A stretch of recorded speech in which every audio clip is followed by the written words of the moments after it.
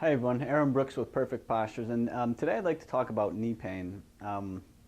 Here in the Boston area, New England, a lot more people are, now that we have the nice weather, a lot more people are out and about, running, trying to do more outdoor activities. And, so typically because people are increasing activities, we're seeing more and more of lower extremity type injuries or just irritations.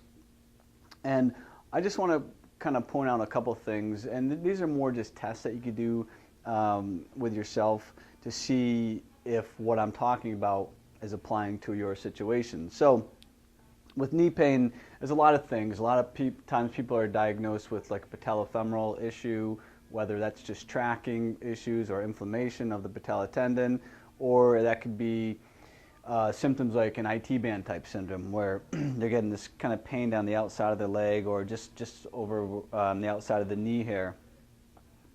So a couple of things that I'd like to show you. One is it's a pretty simple test, but it's really cool because it allows you to recognize if one side's actually more stable than the other side.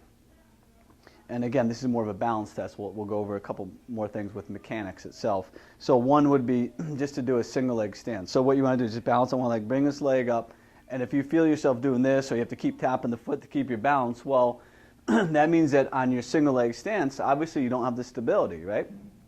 Now, if you go over to the other side and you balance, and you should do this for about 20 to 30 seconds, and you're just kind of locked in, well, obviously that's your more stable side. So with gait, or which is walking, or with your running pattern, or really anything for that matter during the day that's movement oriented, if you're more stable in one leg than the other leg, then that tells you that obviously there's an imbalance. Another test is you could just do a lunge type of test. I'm just going to kind of do it forward here first. So you take one step forward, and then all you're going to simply do is, if you could do this in front of a mirror, that would be ideal, is if you go down to a lunge position, you're looking for your knee to be tracking straight ahead. If you see your knee just kind of buckle or start angling in this way, then that's another observation or indication that there's a weakness going on in the hip. A lot of times people are cued, well, just keep it straight, yes, but there's actually things that you could do to help that, which we're going to show you here in a bit. And another one, you can just do a squat test. You can just stand there, go on to a squat. If you see, as you're going down into that squat pattern, if your knees start buckling in, or if one knee is buckling more than the other, again, that goes and illustrates that one hip is weaker than the other. So if you do all three of those tests and you see the one side being much weaker, then that tells you that we need to start working on that side.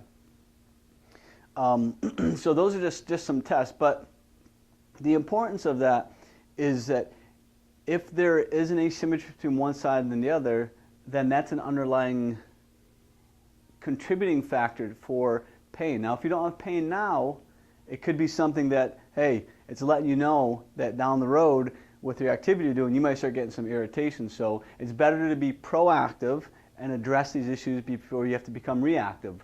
Unfortunately, most of the people that we see are reactive. At least they're trying to do something about it. But if we could address these underlying factors before they become an issue, well, then you don't ever have to worry about that. So that's just something I thought I would point out for today's Ask Aaron section.